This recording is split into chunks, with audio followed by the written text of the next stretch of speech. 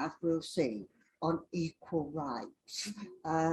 So she'd be pleased to be talked about, but with that proviso. As I say, she's not very well known unless you come from Morley, where the name Scatcherd is in fact scattered around the town, most famously in Scatcherd Park, which I'll mention in a minute. But originally, of course, she wasn't a Scatcherd, she was a Cliff. And this is another family, which I don't think, in fact, is as well known as it ought to be.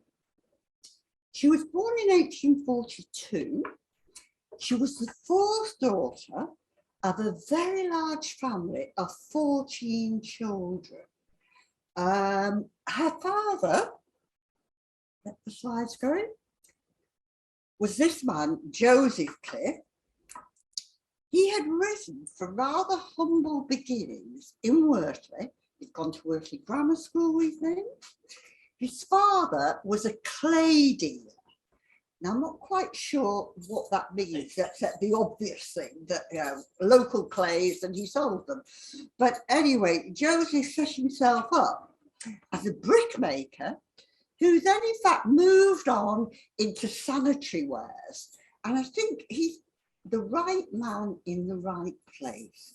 When we get to sort of 1840s-ish, towns are booming. There's a great deal of building, a huge demand for bricks.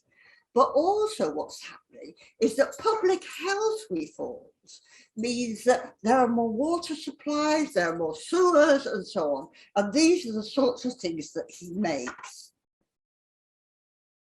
There he is as an old man.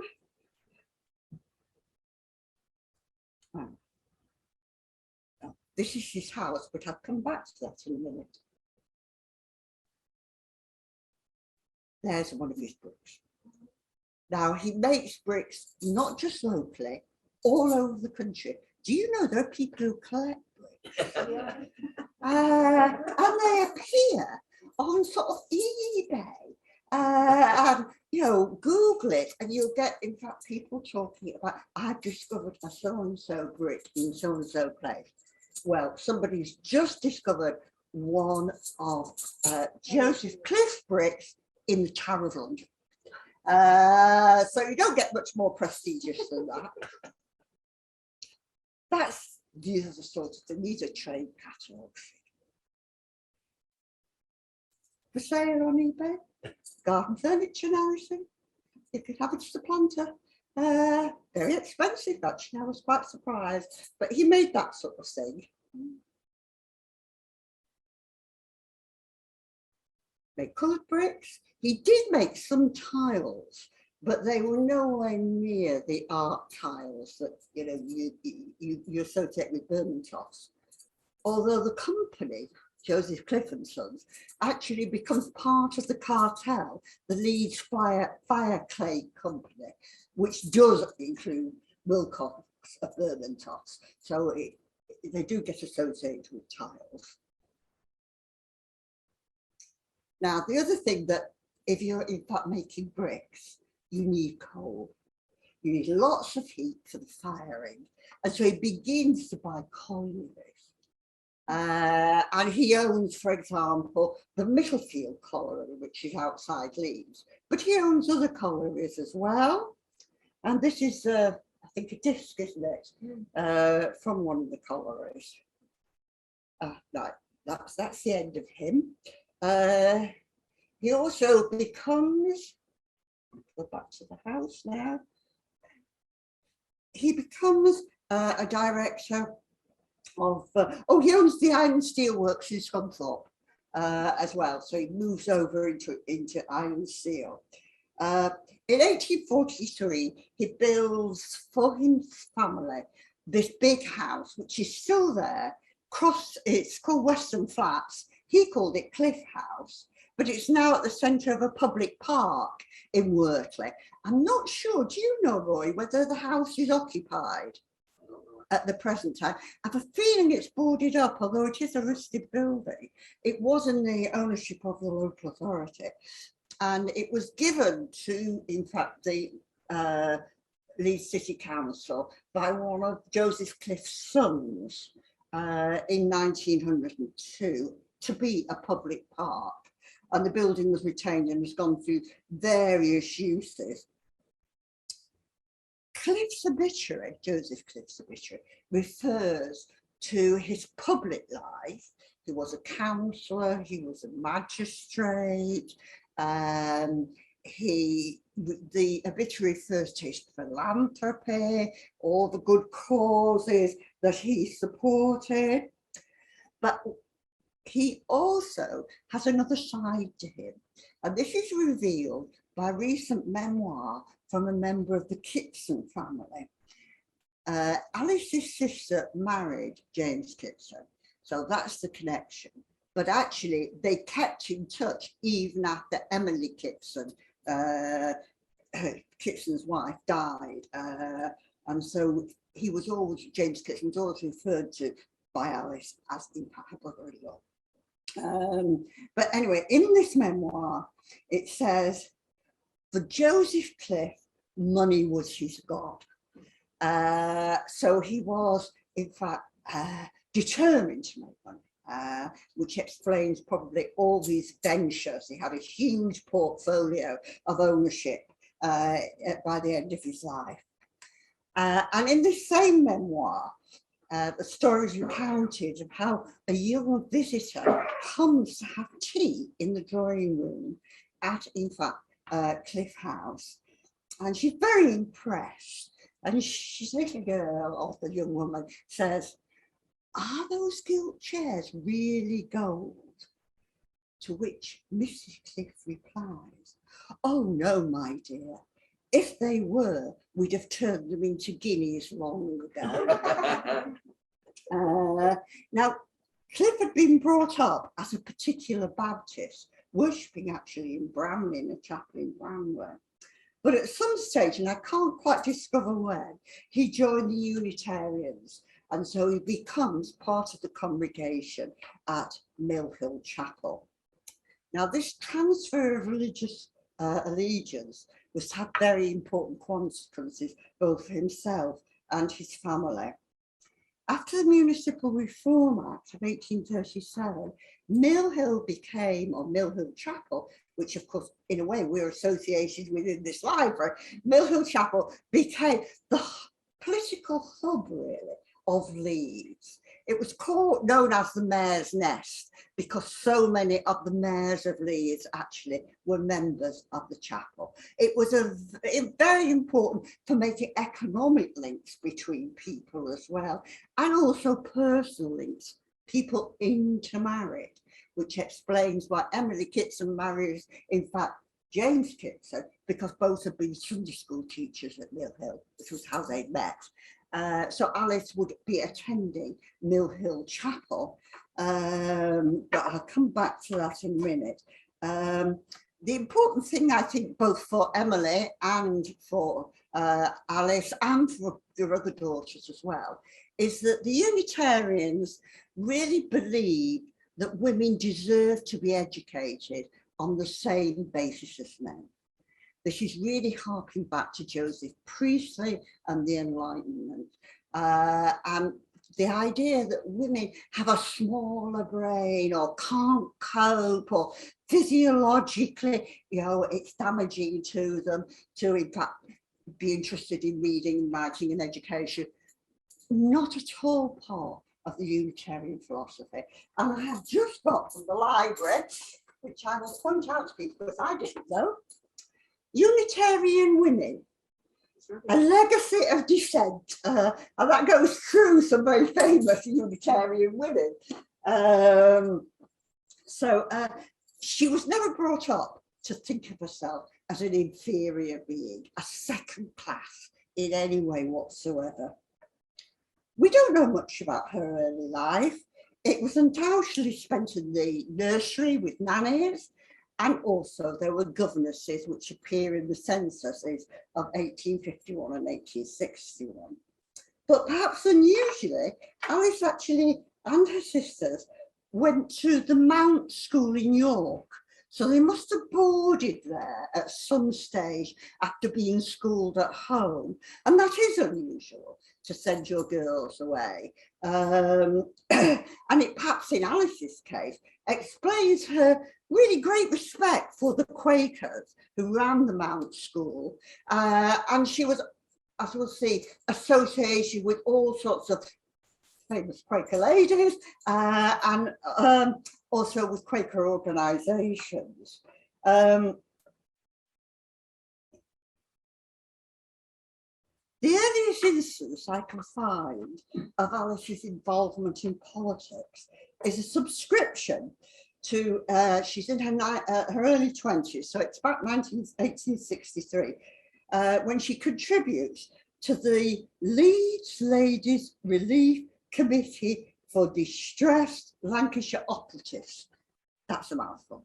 But it was a very important organisation. This is during the Civil War, when in fact you get the cotton famine because of the blockade, and all over the north of England there were in fact a very busy collection of organisations funding the workers of Lancashire who were thrown out of employment. Her participation in the campaign for women's rights begins, as it does for so many middle-class ladies at this time, with Josephine Butler's campaign against the Contagious Diseases Act, which I think you're probably all familiar with, and also with demands and struggle for women's education. The campaign against contagious diseases went through a number of manifestations. It eventually becomes the Personal Rights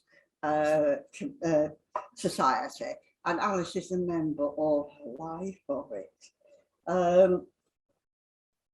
Like her sister Emily, she was active in fact, the Leeds Ladies Education Association and the Yorkshire Ladies Council for Education, and certainly by the early 1870s, she was helping organise Cambridge University local examinations in Leeds. The first women's suffrage meeting in the town took place in 1869, and this was addressed by Lydia Becker of the Manchester National Society for Women's Suffrage, and it was held at the Mechanics' Institute, which would have been the same one as we can see now. They've just moved in, it was a new building. And it's maybe this that awakened Alice's interest in the campaign for the vote. She certainly becomes very friendly, as we'll see, with Lydia Becker. It wasn't until 1871 that a branch of the Manchester Society was actually formed in Leeds, and by 1873, Alice was its secretary. Meanwhile, she'd gotten married. She married Oliver Scatcherd at Mill Hill Chapel. Oliver was a solicitor in Morley, though there was an office in Leeds as well, and he was a member of a notable Morley family. He lived at Morley Hall, and that's where Alice is living. There, now we've got the bricks. Sorry, is Lydia Becker.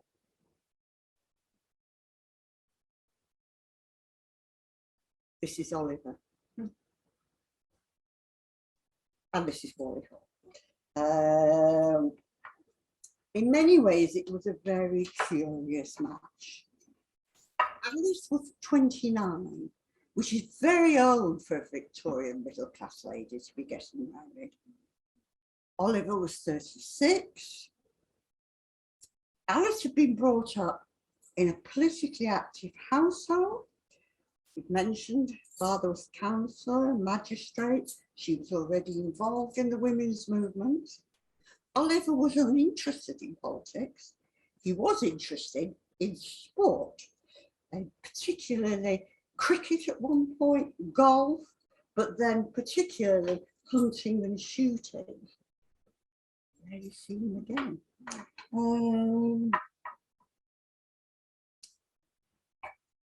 It's difficult to know where their paths might have crossed.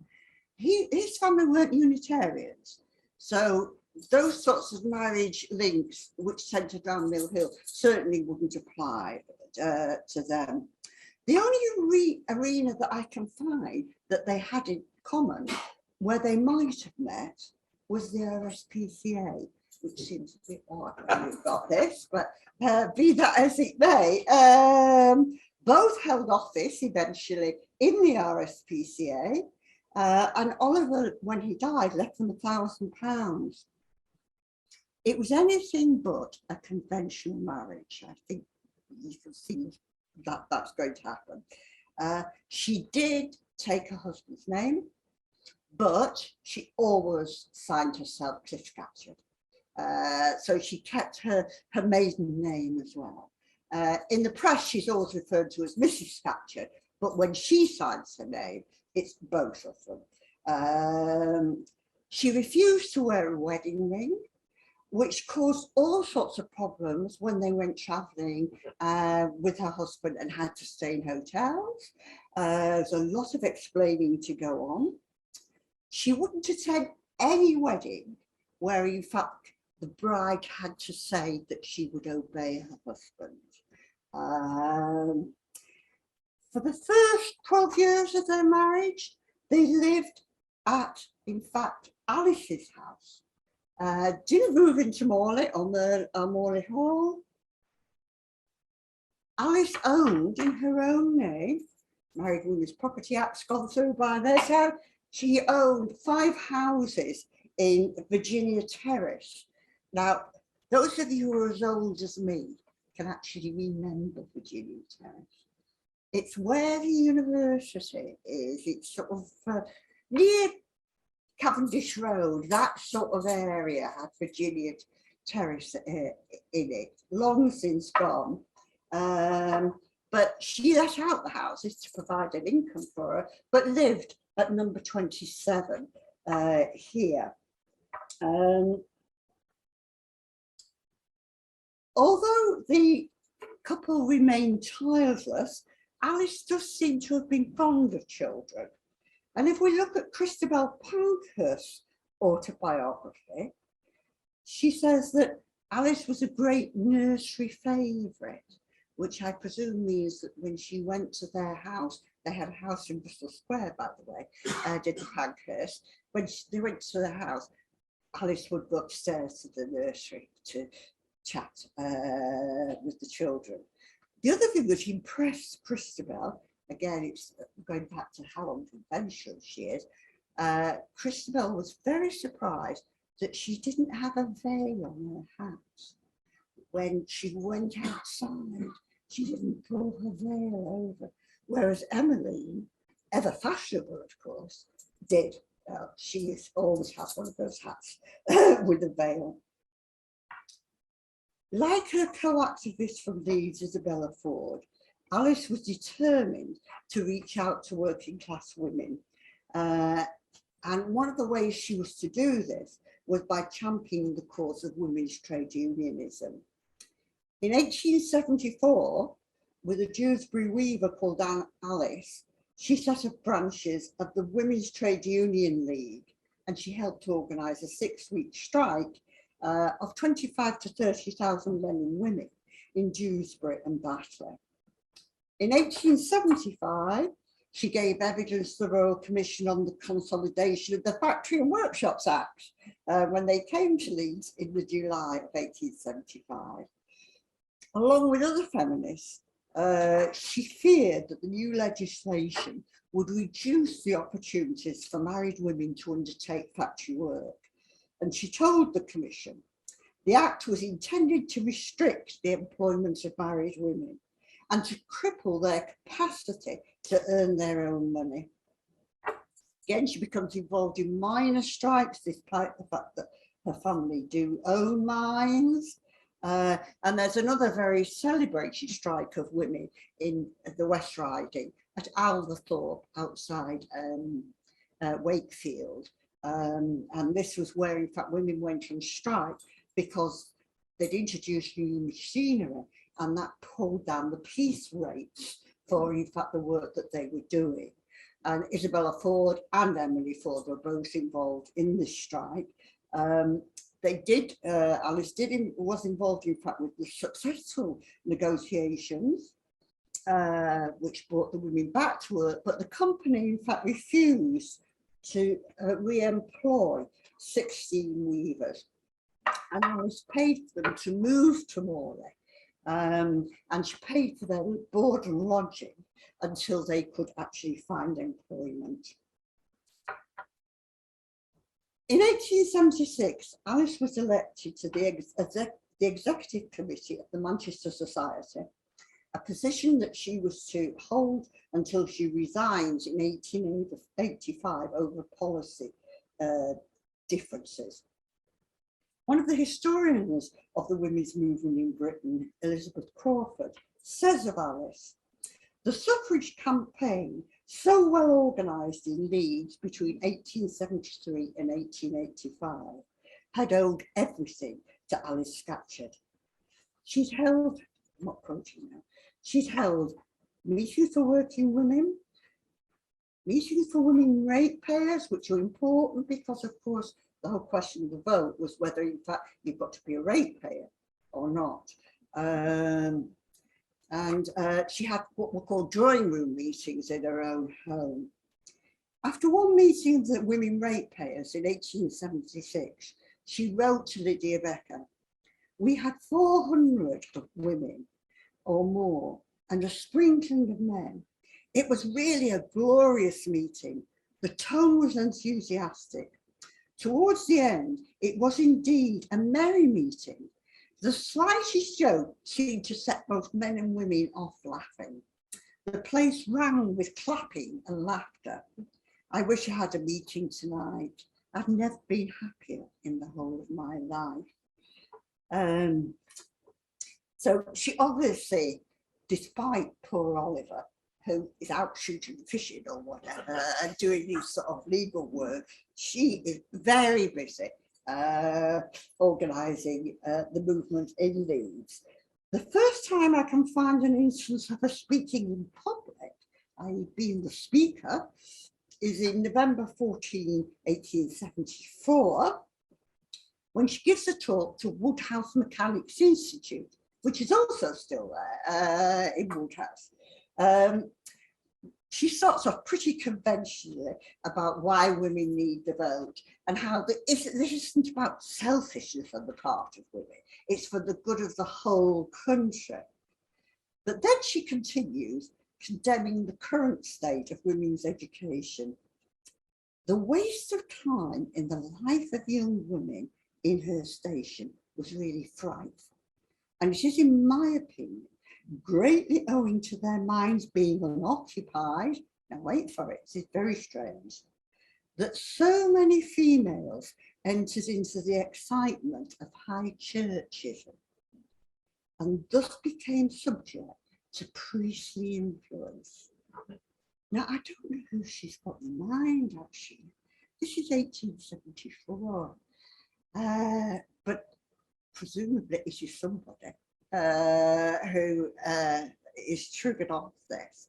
And she seems, she's not at all keen on organised religion, but she seems to have a particular down on the Anglican Church. It crops up again.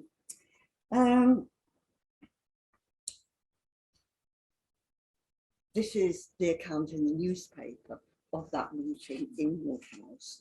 Not lengthy, but fair enough. It's the first time she's spoken. But she goes on to speak all over the country. She is obviously an accomplished speaker. She often speaks in tandem with Lydia Becker, which makes me think they were very friendly. So that, you know, this is a meeting, I think, in Saltburn. This is advertising a meeting in Scarborough. This is a meeting in Bristol. This one where we've got a picture, and I can't use that fancy thing. This is Alice. This is a meeting in Sheffield.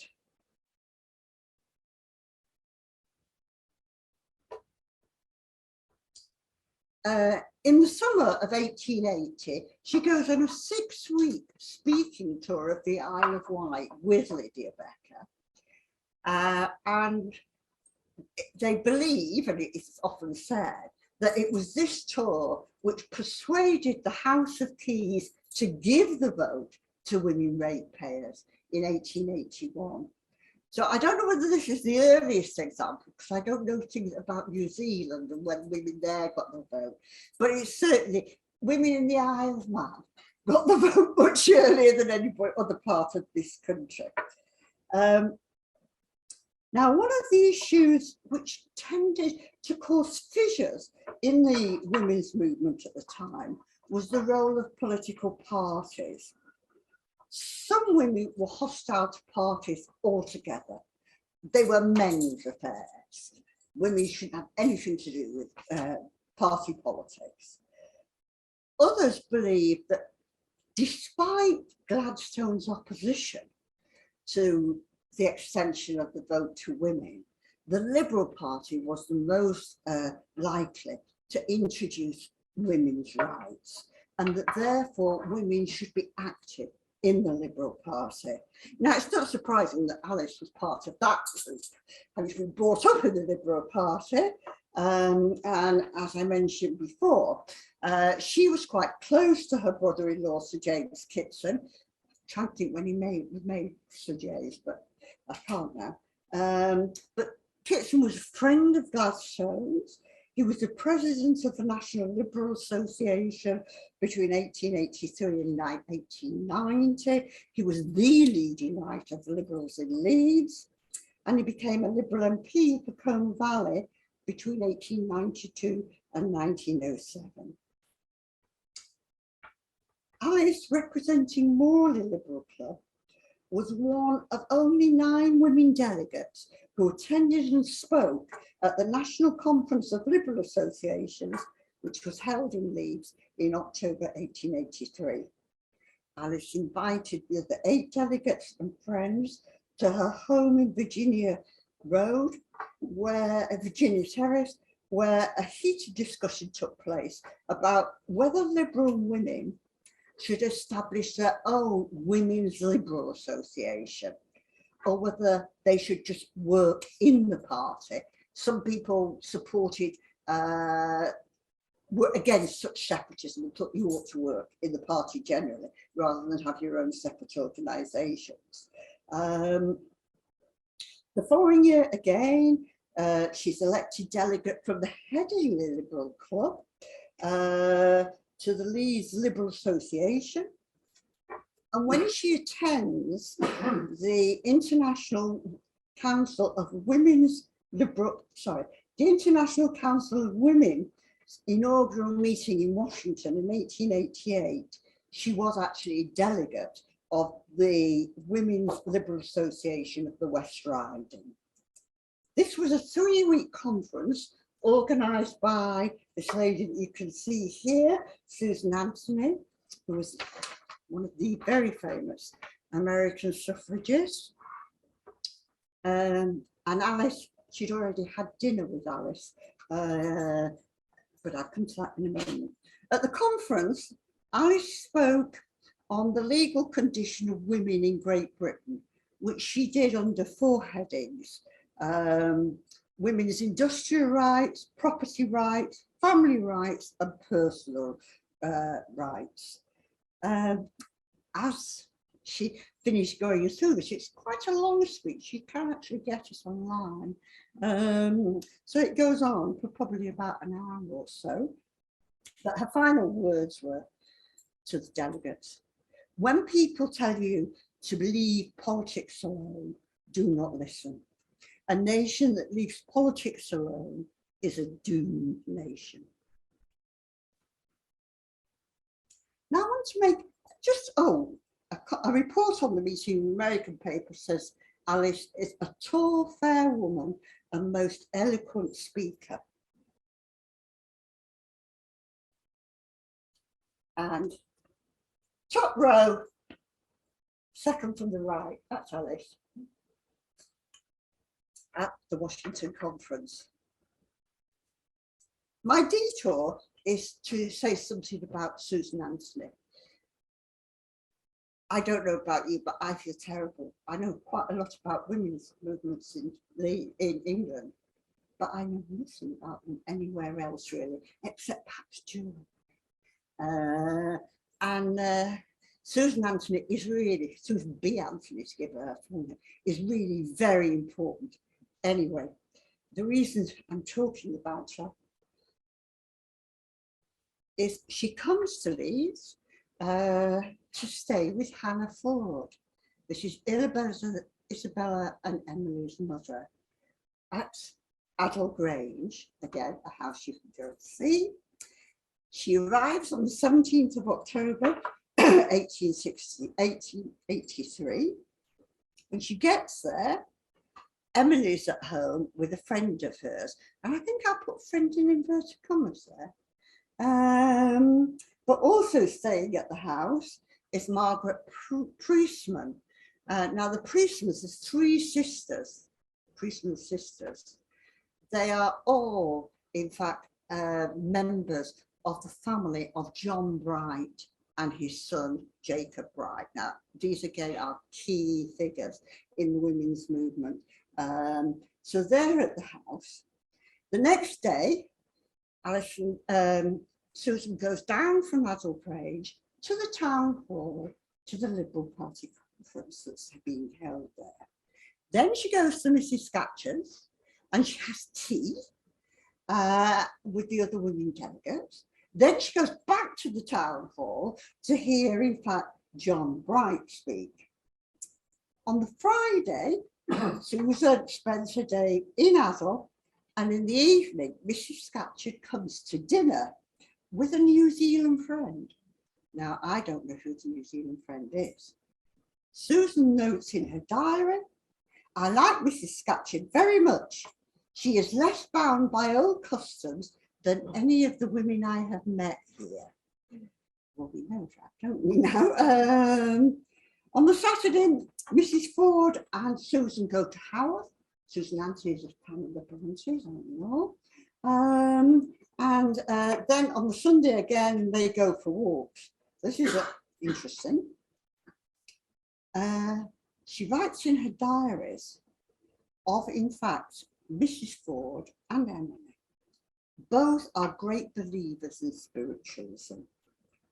And we had a table tapping session. The tapping didn't spell out anything significant for me. That's all she says. You can see she disapproves. So her next comment is, Miss Carvick came to dinner. She's a poor law guardian, a very interesting woman, which indeed she is. So that she's the first poor law guardian in Leeds, and she is a very interesting woman. Now, I've already hinted, I think, that this close relationship between Alice Scatcherd and Lydia Becker, in fact, comes to an end. And it comes to an end over this question of whether the vote should be given to women ratepayers, women who are either single or, in fact, widowed, or whether whether the vote should go to everything. Now, as a stopgap measure, some of the amendments to legislation that's going through offer the opportunity, none of them are successful in the end, but they offer the opportunity for, in fact, the vote to be extended to women ratepayers on the same grounds that they were men voted. And this really splits the movement. Lydia Baker, along with a lot of other women, support this measure. They know it's not perfect, but they believe it's a starting point, that if you get that on the statute book, then other things will follow. However, I think that quite typical of Alice, really, she is a married woman, remember, although she owns property. She actually says, no, we've got to have the full rights for all women, irrespective of their marital status. And that is what spoils the relationship. Alice leaves the Manchester Society, She never speaks with Lydia Becker again. She certainly doesn't speak with her again in public.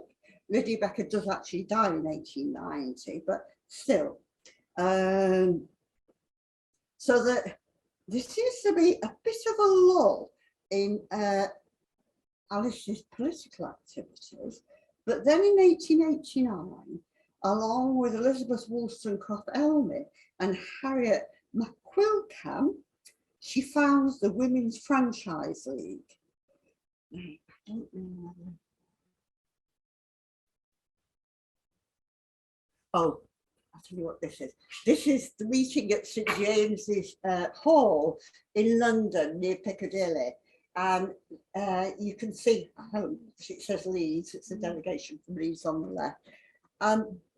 This met the day after the loss of the amendment, which was to give the vote to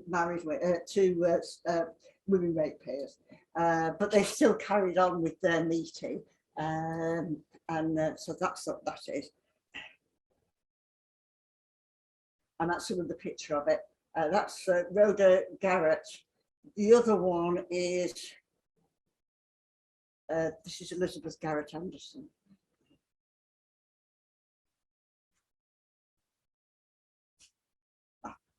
This is a meeting of the Women's Franchise League in the house of Richard and Emily Pankhurst in Russell Square. Now, the thing about the Women's Franchise League was it championed equal rights for women, irrespective of their marital status. And at a meeting in Leeds, does anybody know where the Law Institute was in 19th century Leeds? Because they met at the Law Institute, and I don't know where it is. Nobody in the office? Anyway, they had a meeting there.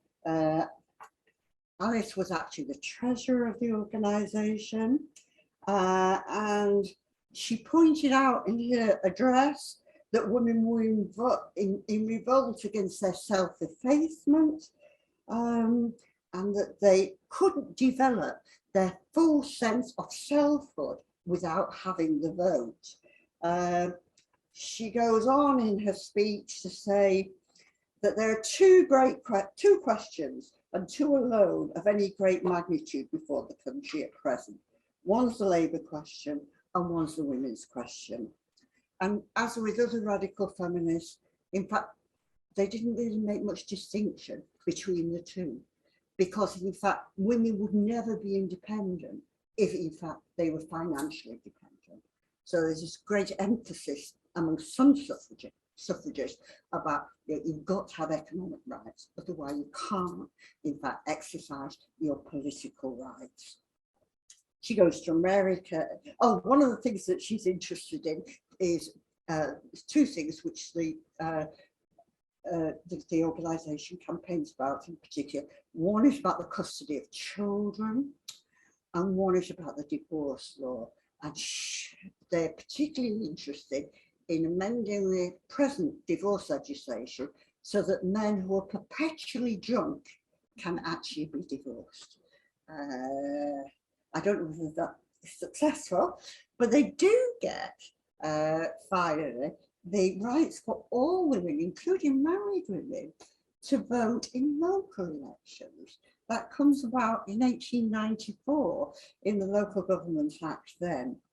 But really, the Women's Franchise League never took off very well. Here you see Elizabeth Wollstonecraft-Elmy, there you see Richard, there you see Emily.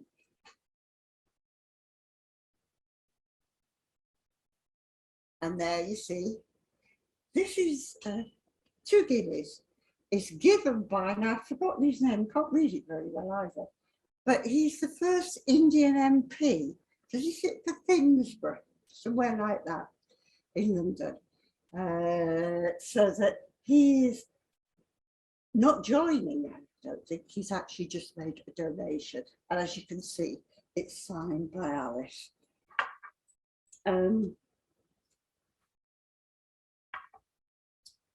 Alice represents the WFL at Richard Pankhurst's funeral and speaks very kindly of him. But the divisions in the organisation and the personality clashes become so severe that in a way Alice in the end is left holding the baby. There isn't really anybody else. And holding the baby means financially, of course, which she can afford to support it, but also she becomes its mainstay in terms of organisation. It's only ever had about 300 members, and gradually it just disappears, really. By the end of the century, it's really a moribund organisation. Now, if we look at the list of causes that Alice supported, at first glance, they seem rather disparate, but there is a common thread to them. So it's either about, in fact, women's rights, rights of poor people, and rights of animals. And I think this is something that we forget, that so many of these women's organisations at this period of time were, as was Alice, anti-vivisection, supporters of the RSPCA, constantly comparing women with animals, that women are treated just as if they were mere animals.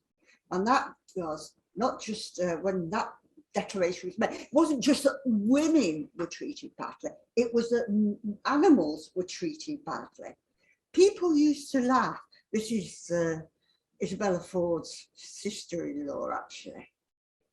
If you know Meanwood Park, there is, in fact, at some place, a burial of the ponies of their household. And there's a very moving little plaque to Jack, who is the pony that they're burying. And she had, in fact, drinking troughs up Wheatwood Lane because it was so steep that, in fact, you know. Now, some people laughed about this and made fun of her, but really the women's movement was, nearly all of them were involved. This Isabella Ford was, a lot of them are vegetarians, the whole sort of thing, connections. Anyway, once Alice has moved to Morley, she just become a bit more Morley orientated. So she founds,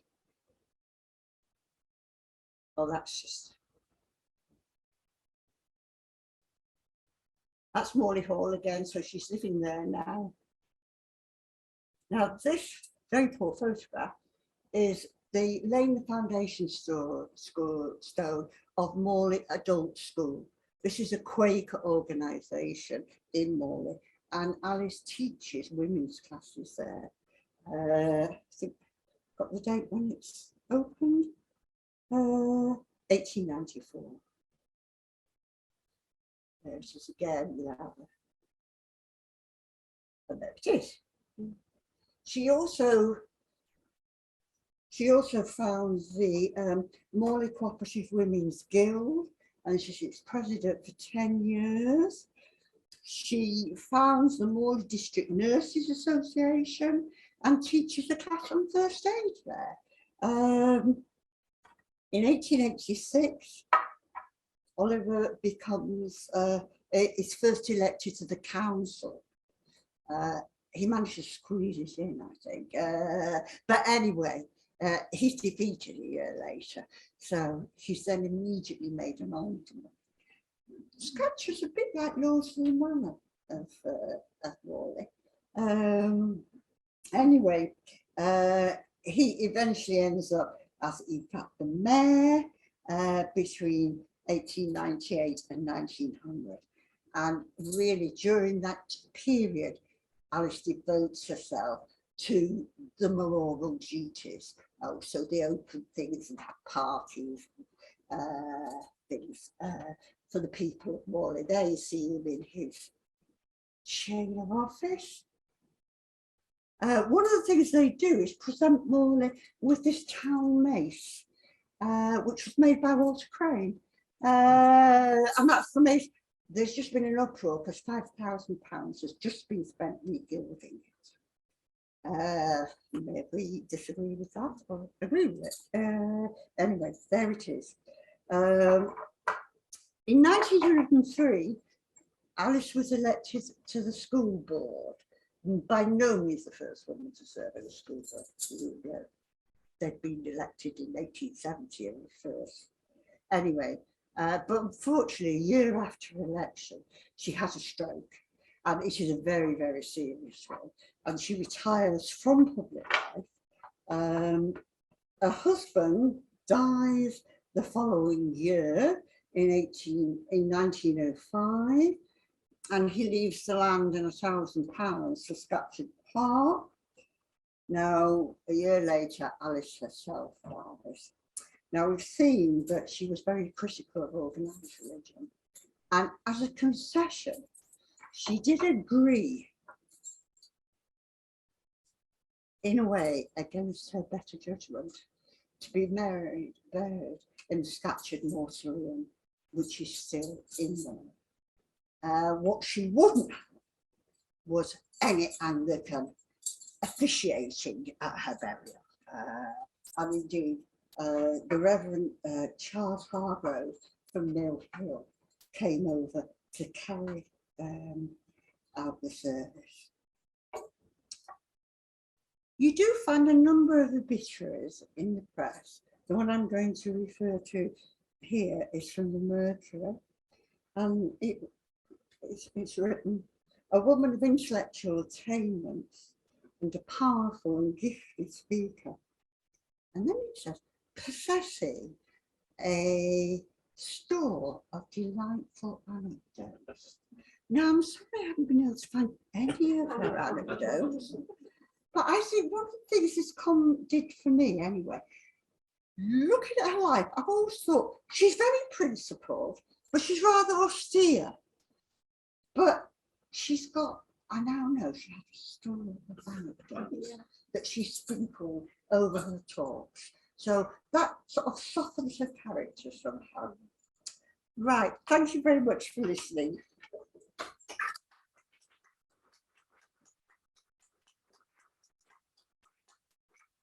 Janet, that wide-ranging talk, also, if I may say, sprinkled. With anecdotes, yes. Now, we've now got some time for questions. We'll take questions on Zoom in a moment. Anyone in the room would like, yes, Liz, yes, you're first. So please use the microphone and hold it near to your mouth. Do you want to take that one? No, I think I'm all right because I think they can pick it up in this microphone. I hope this works for the people on Zoom. Yes. The question is simply, Could you hold it just closer to your mouth? Did Alice keep attending Mill Hill Chapel or keep any connection with it, so far as you know, apart obviously from the minister officiating at her? I don't think she did. I've not come across it. Is that all? Should be on that. That's the question. Okay. In your answer, just Liz was asking me whether, in fact, she continued her connections with Mill Hill. I'm not sure she did personally. No, but she personally did keep connections. But she would have had some connections, because when you've got 14 children who have been brought up as Unitarians, some of them are still connected with the chapel. So I don't think she personally worshipped there, although she may have. I'm not going to sort of absolutely be certain, but she would know what's going on. So it was this vast family network that she was part of, and she kept that going. I mean, she didn't, even when she was in Morley, she was sort of she was still connected with her brothers and sisters. Her mother died in 1890, by the way. Yes.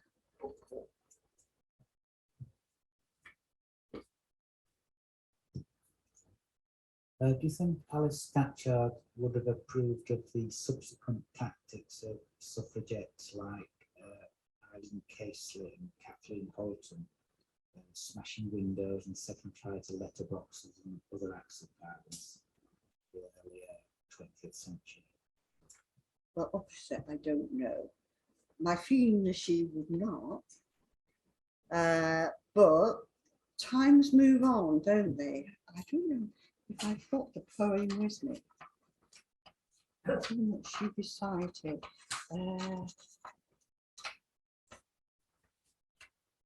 And of course, she was very friendly with the Pankhursts. I mean, she visited the Pankhursts when the children were little. She was part of that Manchester scene, although she wasn't living in Manchester. You know, she founded, when she founded the Women's Franchise League, the Pankhursts were members. So Emily moved on. Maybe Alice would have. But my own feeling is not, you must remember, well, I don't know, Mrs. Pankhurst said, she's born in 1842. So she's not really part of that generation which comes to the fore in the 20th century. So I don't know is the answer, but I doubt it. Any more questions in the room? Other questions on Zoom or comments? Not there. I'm not sure people on Zoom can see those, but there is some information about the house which we're told Merrill from Leeds Civic Trust is currently being converted into flats. All right. With other housing elements in the ground. There are lots of comments, fascinating. Pauline Ford, I Yeah. don't know whether she's a relation or not, says thank you very much for the talk. Is it published anywhere? No, it's not published. Right. Yes, Yes. it's published. Well, all I'm saying is that I think we should publish. Oh, it. yes. That's good. And is Morley Hall standing? If so, Yes, where is it in Morley? I don't know Morley very well, but it's quite near the park. And the mausoleum is still there as well. Right. So yeah, they are there, yeah. Until very recently, Morley Hall was Morley's maternity hospital. Do we have any more questions or comments? I have a question. Was she living in Victoria Terrace before she got married, away from the family house? Hard to know is the answer because of the census only being in 1861. She's certainly at Western Flats. Yes. So she's at Cliff House. So by 1871, she's married, but she's then in Virginia. Given her independence view, she may well She have may, chosen. she may well have done. Yeah. Do we have any more? Any questions for Emma? Yes, Kevin.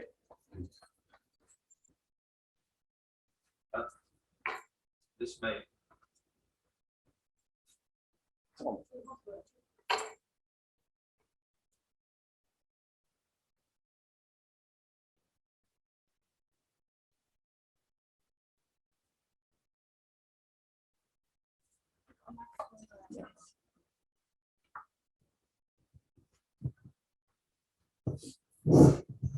This may seem like a daft question, Janet, but clearly she was very involved in local affairs. Other than the people you've mentioned, are you aware that she was, she was a socialite in a sense? Did she entertain a lot? Are there other sort of notable figures in Leeds which you believe she was closely associated with? Was she somebody who was especially well known in the town at the time? I don't think so, actually. I think, well, I mean, I don't come across her, in the list of names that have attended balls and things in these. I never come across her name. So I've no indication that she really was. You can scroll through the newspapers by putting in sort of Alice Cliff, and every time their name's mentioned, you get it. But and they couldn't find anything like that. The Ford girls did.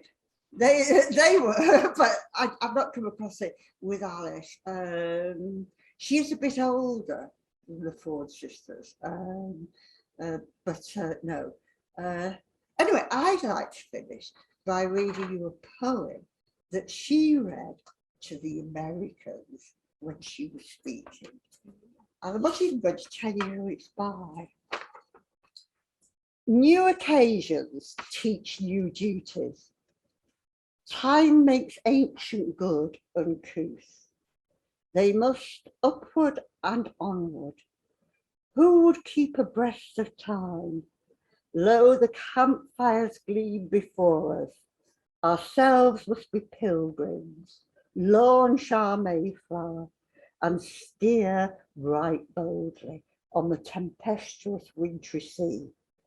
No attempt the future portals with the past blood-rusted key. So that's how she ended one of her talks in America. And I thought of it when you were asking the question, would she have supported the violence of the suffragettes? Because that's what she's suggesting, isn't she? That, you know, new times mean new tactics, new attitudes, and so on. So that just made me feel a bit uncertain that she might, like Emily Pankhurst, have moved on. Any more questions? Yeah. So Robert Dyson asked, was her husband connected with Leeds from OST solicitors called something like Hopkins Scatcherd? I think they may have been in Albion Street in Leeds. I suspect they would be. He did have, there was an office in Leeds.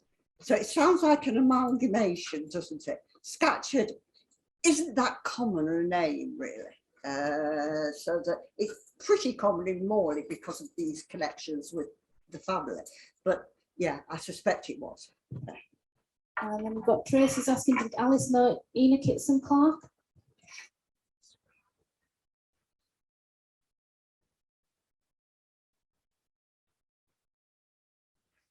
Now she may have, I'd have to check the dates actually.